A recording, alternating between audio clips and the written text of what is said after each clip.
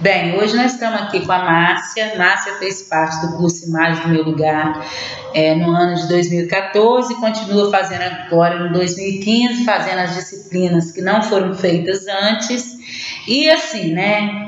Eu não vou mandar a Márcia se maquiar, porque ela já veio maquiada, então não preciso se maquiar para vocês. Eu me maquiei antes, porque estava, né, uma cangalha. Então agora, graças a Deus, nós já estamos bem, já podemos fazer essa aula. Hoje a aula vai falar um pouco de autobiografia, assim, as dificuldades para se escrever um percurso autobiográfico. E a nossa entrevistada hoje é a Márcia Belotti, que ela fez um trabalho magnífico escrevendo sobre si. E eu queria que você falasse um pouquinho. Foi difícil, Márcia, fazer esse trabalho de escrita autobiográfica? Bem, Marina, falar da gente é sempre difícil, né? Falar da nossa vida sempre tem no nosso percurso algo que a gente não quer mostrar. Mas, de certa forma, se você não fala, fica mascarado, parece, só falou o lado bom, o lado florido, né? Então, a gente sempre tenta falar um pouco da gente, mas não é fácil falar da gente, não acho? Eu acho que é uma tarefa bem difícil, porque você está expondo ali um pouco da sua vida, né? O seu percurso, o seu caminho, sua história, não é isso?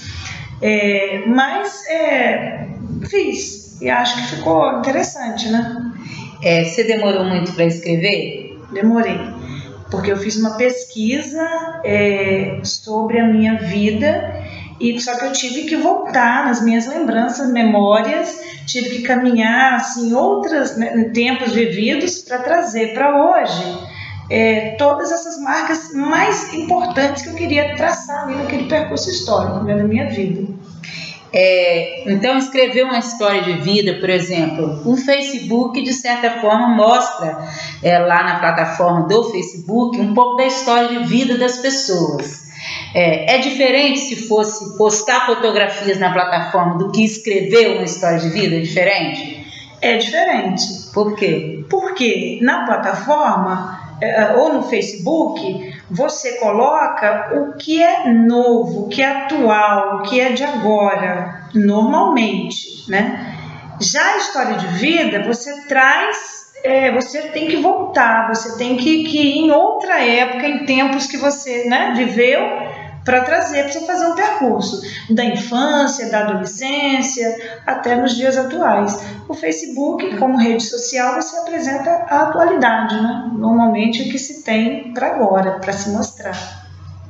Na verdade, quando assim, a gente pensa assim, tá lá assim, coloca na sua linha do tempo, lá no Facebook tá assim, coloca na sua linha de tempo fotografias, né? Aí tem gente que coloca lá, é muito fácil você pegar fotografias de quando você era pequena e colocar lá, porque é simplesmente pegar um momento congelado de quando você era infância, que alguém estava na infância, que alguém tirou fotografia, ir lá e postar, né? Disponibilizar lá para que as pessoas vejam como era pequeno. Mas você perguntar para você como eu era quando eu era pequeno, nos tempos de infância, como eu era. Então, você acha válido escrever, por exemplo, uma história de vida? Eu tenho dito nas aulas anteriores e mesmo na aula que uma história de vida ela não precisa ter início, meio e fim. Tem gente que tem já essa prática de escrita, de começar lá do início, quando eu era pequena, depois eu vou fazer na adolescência, depois vou fazer na maturidade.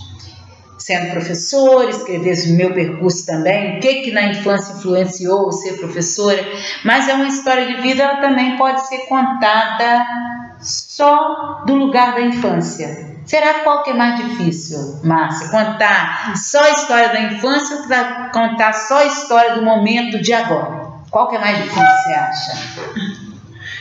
Bom, vou colocar a minha experiência, né? Eu acho que é sempre difícil falar, né, como eu tinha dito no início, é difícil falar, mas eu acho que é mais fácil falar da infância, porque na infância a gente tem mais liberdade para falar de quando a gente é criança do que quando a gente é adulto, porque quando você está na fase adulta, você tem os seus caminhos, as suas pedras, as suas amarguras, suas angústias. Na infância não, na infância você lembra das coisas ruins, mas você lembra de uma forma boa, não é? Você lembra das suas coisas, dos seus problemas de amigos, de família, mas você lembra de forma boa. Mas já na fase adulta, a situação ela está configurada de maneira diferente, né? Eu penso nisso. A Márcia, ela escreveu um trabalho, né? O trabalho dela era assim: autobiografia, meu percursos, minhas lembranças, minhas memórias. Qual a diferença entre lembranças e memórias?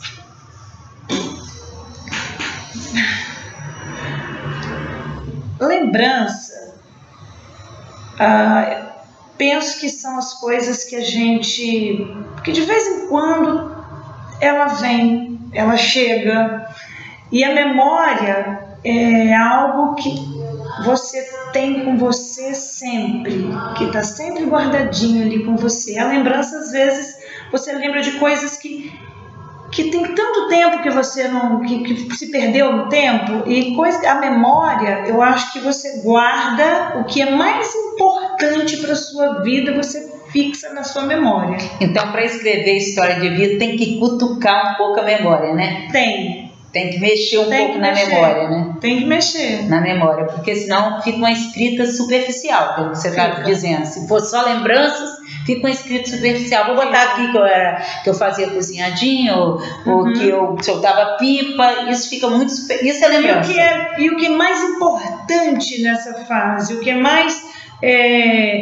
quais são os laços que aconteceram, afetivos, que você tem marcado ali, que você leva para a sua vida toda, que eu acho que são as memórias. Eu acho que é isso aí que você acaba trazendo para essa autobiografia, para construir, acho que traz um pouco mais de sentido, né?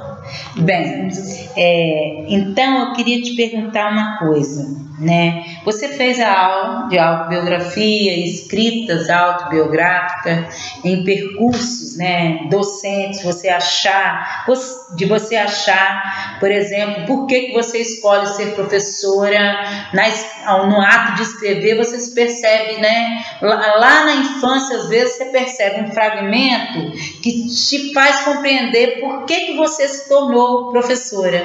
Durante o tempo que você escreveu, você achou algum desses fragmentos que fez com que você compreendesse hoje a sua opção na docência, ou não houve nenhum momento que você pensasse sobre isso? Durante a escrita? Sim.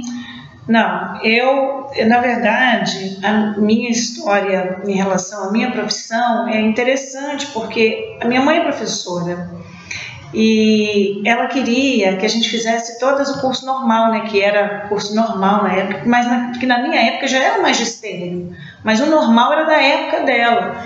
E eu tinha um pouco de resistência, porque eu já tinha minha mãe professora, a minha única tia, que é a irmã do meu pai, ela era professora, ela levava pilhas de prova lá para casa da minha mãe para ajudar a corrigir, porque ela trabalhava de manhã, de tarde e de noite, e ela tinha 5 filhas.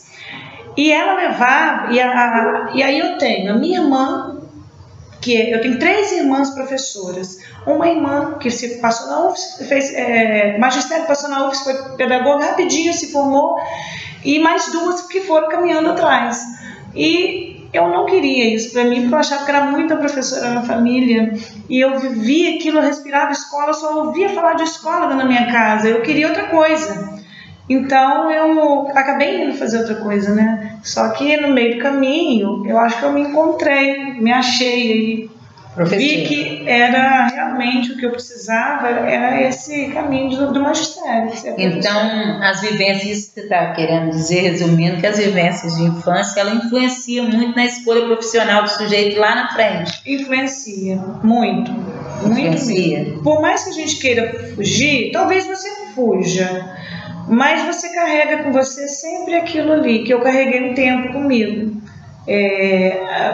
Essa sensação de querer algo, mas que na verdade não era o que eu queria de verdade. Nessa bagagem da sua história de vida, teria alguma coisa nessa bagagem, quando você começa a escrever sua história de vida, que você percebe que você tem uma grande bagagem, mas entre aquelas bagagens, teria alguma coisa que você jogaria fora nesse percurso de pensar a sua história de vida, teria alguma coisa que você jogaria fora? Você Não. percebe algum momento que você trava e você fala assim, isso eu não escrevo sobre isso não, isso eu prefiro lançar no fogo, jogar fora, eu não quero viver isso, não quero escrever isso. Teve alguma coisa assim? Não, sim, aí tem. Sempre tem alguma coisa que a gente não quer escrever, que a gente não quer falar sobre isso. Mas não é nada assim que seja, que me incomode assim a ponto de não querer. Eu sou uma pessoa muito reservada, então para mim escrever foi mais difícil por isso, porque falar da vida da gente para outras pessoas terem acesso é complicado. Então assim, eu tentei colocar da forma mais, resgatar o máximo que eu pude ali, colocar, mas tem situações da vida da gente que a gente prefere não apresentar, a gente prefere deixar um guardadinho. Você coloca aqui uma imagem de Nossa Senhora Aparecida, né, na sua biografia, e assim, como eu não quero ler a biografia dela para não ficar assim enfadonho para quem está aí, o que tem a ver, o que significa, qual o sentido e significado de Nossa Senhora da Aparecida aqui na sua autobiografia? Minha mãe, ela é católica, né, religiosa, muito, e ela queria muito ter uma filha que nascesse no dia de Nossa Senhora Aparecida. E nós somos em 5 filhos, 5 mulheres, e eu sou a mais nova. E ela foi tendo as filhas, e quando chegou na vez da minha terceira irmã, ela nasceu no dia 13 de novembro. Para ela, 13 de novembro estava uma data muito próxima, que ela até conta isso, eu acho um monte de... É um mês depois e um dia depois, do dia 12 de outubro. Aí ela colocou Maria Aparecida no nome da minha irmã. Minha irmã que é pedagoga, é engenheira também, Maria Aparecida. E aí eu tive a minha outra irmã, Cristine, depois quando eu cheguei no dia 12 de outubro. No dia de Nossa Senhora Aparecida. Aí ela já não tinha o nome guardado, mas ela tinha usado o nome, né? E eu brinco com ela, graças a Deus, ela colocou na Cida, porque eu não ia querer me chamar de Cida, eu não queria que me chamasse de Cida, eu prefiro Márcia, porque eu acho Maria Aparecida, parece que apareceu em algum lugar, não parece? Uhum. Aí eu não tinha, assim, eu acho que Deus faz as coisas certinhas, né? E aí ela me botou esse nome, foi até minha madrinha que escolheu. Bota mais Maria, não, que se você tiver mais filho, vai ser tudo mulher. Né? Não tem essa história antiga? Se tiver mais filho, bota Maria, vai ser mulher de novo. Aí ela aceitou e colocou meu nome, sim. E a cartilha Caminho Suave também aparece aqui, ó. Não sei se dá para perceber direitinho. Tá aqui a cartilha Caminho Suave, aqui uma fotografia aqui na sua escrita autobiográfica, aparece a cartilha Caminho Suave. Para mim, quando eu me lembro da minha infância, eu lembro muito da cartilha Sodré, né? Que era uma cartilha que tinha uma menininha de trança, e eu acho a coisa mais linda, até hoje eu gosto de trança, porque eu achava linda a imagem da cartilha Sodré com aquela menininha de trança. E em Caminho Suave, o que isso significa hoje? Qual a lembrança que você tem de Caminho Suave para aparecer na sua autobiografia a capa da Caminho Suave? Eu comecei a estudar com 7 anos. Na minha época não tinha educação infantil, né? A gente entrava na escola com 7 anos completos. E a minha mãe não tinha costume de botar que eram 2 turmas de pré-1, pré-2, dentro do ensino fundamental, né? Não era nem ensino fundamental, era... Como é que é? Primeiro ginásio... não é ginásio. Como é que era o primeiro, o ensino fundamental? Não era ensino fundamental que era chamado. Então, eu fui para a escola sem estar alfabetizada, apesar de ter mãe professora, mas ela não cobrava, não exigia isso da gente. Eu fui para a escola, e quem me levou no primeiro dia de escola para a escola foi a minha irmã Aparecida, e ela me botou na filinha lá do meu primeiro ano de escola, porque eu não sabia, eu não conhecia o universo escolar, e eu fui alfabetizada, né, no meu primeiro ano eu nunca tinha ido para a escola, nunca tinha tido acesso ao cotidiano escolar dentro do espaço escolar, mas eu fui alfabetizada no primeiro ano na cartilha Caminho Suave, que era o método silábico, né? O A da Belinha, o B da baleia, o C e aí ia. Então eu fui alfabetizada com essa cartilha e me lembro da minha professora de primeiro ano, do meu primeiro dia na sala de aula de escola. Então, para mim, isso marcou, foi importante na minha vida. Hoje, agora, assim, para fechar a aula de hoje, eu queria que Márcia, né, que já escreveu sua autobiografia, que nesse período agora, no ano 2015, ela não precisa escrever, porque ela não está nem fazendo essa disciplina, porque já fez. Mas eu queria saber, assim, Márcia, se você tivesse que explicar essa disciplina para alguém, como escrever uma autobiografia, é um passo a passo de escrita autobiográfica, o que você diria para o nosso colégio de turma? Olha, eu acho que uma autobiografia, Marina está até falando, né, agora, que ela não tem necessidade de ter um começo, um meio e fim. Você pode falar da sua vida em qualquer momento mais importante que você vivenciou, um momento da sua vida que você queira falar e expor. Eu quis fazer esse trajeto porque eu quis contar um pouquinho da minha infância, parte da minha adolescência, depois que eu me casei, os meus filhos. Então eu quis falar um pouquinho sobre isso, porque eu acho que faz uma trajetória mais completa da vida da gente. Mas eu acho que é também um bom parâmetro para você traçar uma autobiografia, né? Começa de algum ponto importante da sua vida. Eu comecei pelo meu nascimento, porque eu tenho essa história, né? Às vezes a pessoa não tem, ela pode começar de algum ponto específico da infância dela, que marcou, que a infância marca toda criança, seja de forma positiva ou negativa, e trazer isso para a adolescência, que é outra fase importantíssima, e caminhar até os dias atuais. Eu acho que falar um pouco da nossa profissão, já que a gente está fazendo uma formação para professor, e caminhar nesse sentido, acredito que seja um bom caminho. Algo impeditivo, por exemplo, de eu começar a minha vida de trás para frente, a escrita da minha autobiografia de trás para frente, de agora, enquanto eu sou professora, até chegar na minha infância, algo impeditivo? Não, acho que não, eu acho até interessante, porque aí você fala de como você está hoje, né? Qual é o seu ponto hoje, mas você vai voltando e mostrando o seu caminho, né? O que você caminhou, o que você teve que caminhar até chegar no que você está apresentando inicialmente. Acho interessante, uma forma diferente, né, de apresentar a autobiografia. Ok, Márcia, obrigada por você ter vindo, né, participar dessa aula com esse grupo de pessoas.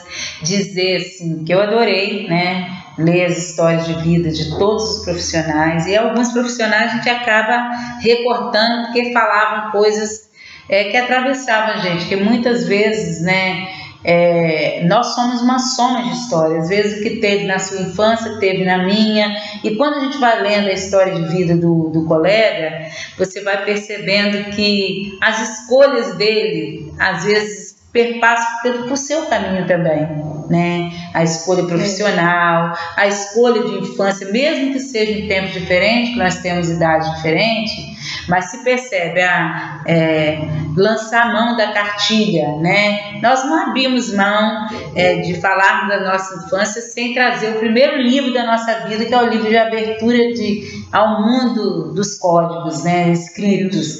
Então, assim, apareceu lá a cartilha e aparece, eu tenho uma saudade, eu não lembro o que tem dentro da cartilha, mas eu lembro, gente, para encerrar essa aula, assim, que é tão importante, né, era muito, antigamente para ensinar a ler era muito na base do decoreba, não tinha muito método adicional, era um método mesmo silábico, assim, que a gente tinha que decorar, né, B-A, Bá, a partir da sonoridade que se falava.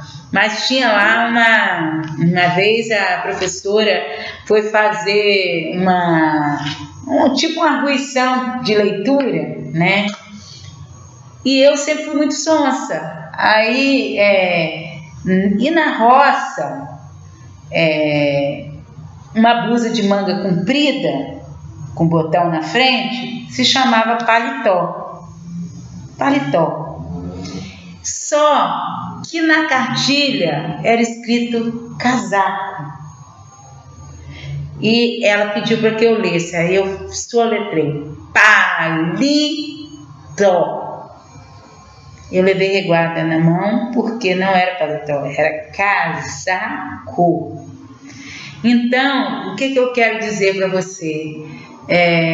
Que essa coisa de levar reguarda na mão e a pessoa não reconhecer a historicidade de vida daqueles sujeitos, porque eu saí da roça e vim para a cidade. Olha como isso atravessou fortemente na minha vida. Porque na cidade ninguém falava paletó, falava casaco. Então, automaticamente, as cartilhas, né, elas vinham mais rebuscadas, com a linguagem rebuscada. Acabou lá, está escrito casaco, não paletó.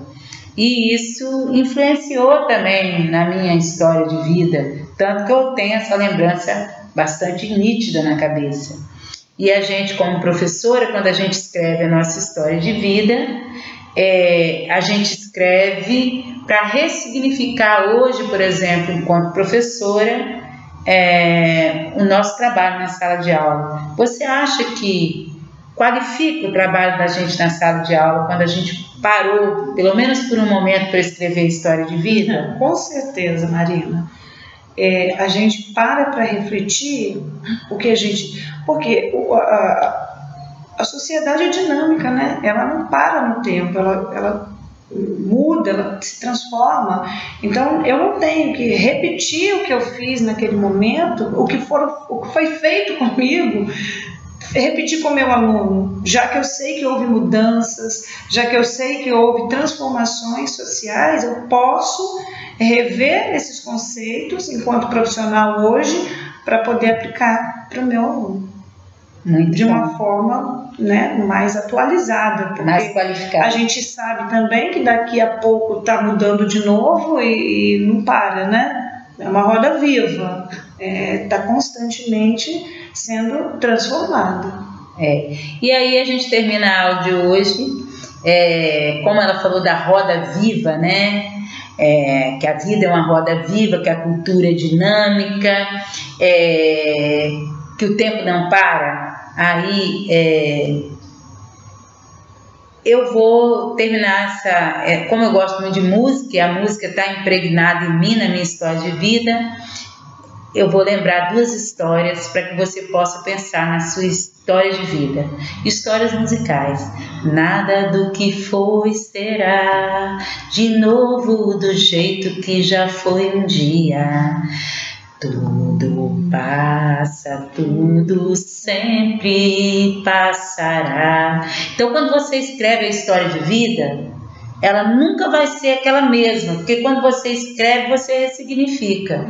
É porque nós estamos vivendo agora, nós estamos escrevendo aquela história de vida, mas um outro tempo. Uma outra coisa, Chico Buarque também falou o tempo não para, essa roda viva, né? Ele fez uma música também que falava assim: roda mundo, roda gigante, roda moinho, roda peão, o tempo rodou num instante nas voltas do meu coração. Então, quando você vai escrever sua história de vida, mexe muito com o seu coração. Às vezes você chora. Houve uma história aqui que o diretor foi escrever sua história de vida no trabalho que a gente fez na disciplina de autobiografia, que ele chorou muito, porque movimentou o coração dele para que ele pudesse pensar, remexer essa história que ela colocou, que são memórias, né? Então isso é importante. E uma outra questão, né, que é interessante para falar desse tempo, que é bem mais atual. Eu falei de 2 cantores já do meu tempo, né, que é Chico Buarque, que tem 70 anos, e falei também de Lulu Santos, que tem 60 e poucos anos, mas eu vou falar também de um que já se foi e que marcou muito, né, que é o Cazuza. O Cazuza fala: e o tempo não para, não para, não para. Aproveite esse tempo e conte para nós sua história de vida, poste, ou através de música, carta, diário de campo, ou um livro, poste na plataforma, faça como Márcia. Não deixe esse tempo passar, aproveite esse tempo que é um tempo formativo. Obrigada. Obrigada.